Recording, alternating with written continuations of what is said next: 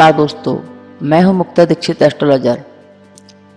आज मैं आपको हल षष्ठी व्रत किस दिन है और उसका क्या मुहूर्त है, इसके बारे में कुछ जानकारी दे रही हूं। तो सर्वप्रथम हल षष्ठी व्रत जो रहता है, भगवान श्री कृष्ण के जन्म के 2 दिन पूर्व मनाया जाता है और इस दिन भगवान बलराम का जन्म हुआ था। इसलिए इस दिन व्रत और पूजा करने की परंपरा है। हल षष्ठी का व्रत कर महिलाएं पुत्र की दीर्घायु के लिए करती हैं। यह पर्व जो है हल षष्ठी, हर छठ, चंदन छठ, तिन्ही छठ, लल छठ आदि अनेक नामों से अलग अलग स्थानों पर जाना जाता है। यह व्रत महिलाएं अपने पुत्र की दीर्घायु और उनकी संपन्नता के लिए करती हैं। इस दिन विशेष पूजा से जो है हल की पूजा की जाती है।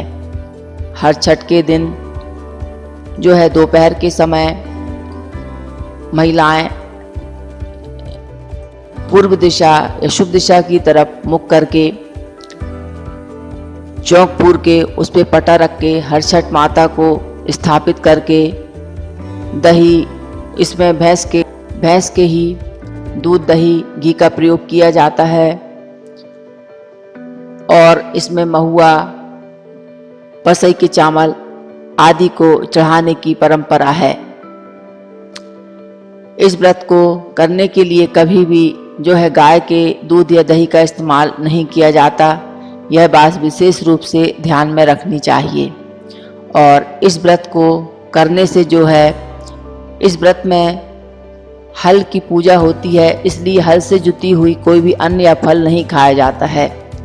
इस दिन व्रत करने वाली महिलाएं महुए के दतून से दांत साफ करती हैं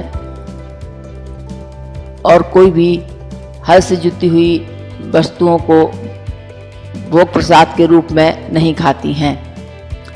इस वर्ष हल षष्ठी का व्रत भाद्रपद मास की 6वीं तिथि को मनाया जाता है और इस वर्ष यह पर्व 9 अगस्त को है। इस पर्व में बांस की 6 टोकनियों को चढ़ाया जाता है। उसमें 7 प्रकार के अनाज रखे जाते हैं और महुए की ही चाय पी जाती है। महुए से ही स्नान किया जाता है पानी में, जल में डाल करके, और 7 प्रकार के अनाजों का भोग लगाया जाता है। और भोग में व्रत के लिए खाने के लिए पसई के चावल की खीर का उपयोग किया जाता है, या दही चावल, पसई के चावल और दही का भी भोग खाने के लिए उपयोग कर सकते हैं। जिन महिलाओं के पुत्र नहीं होते हैं, यदि वह हल षष्ठी का व्रत करके और हर छठ माता में एक जो कांस रहती है उस पे मनोकामना से गठान लगाने से संतान की प्राप्ति होती है। इसलिए हर छठ व्रत की बड़ी महिमा कही गई है और इसकी कथाएं भी हैं। तो इस प्रकार से जो है हर छठ व्रत को करके महिलाएं अपने पुत्र की दीर्घायु को प्राप्त करती हैं। और हर छठ का जो शुभ मुहूर्त है, रविवार के दिन आप 1 से 3 के बीच में विशेष शुभ मुहूर्त है, इसमें अवश्य ही पूजन कर लें। इसके बाद जो है आप शाम के समय 6 से 7 के बीच में भी कर सकती हैं। नमस्कार।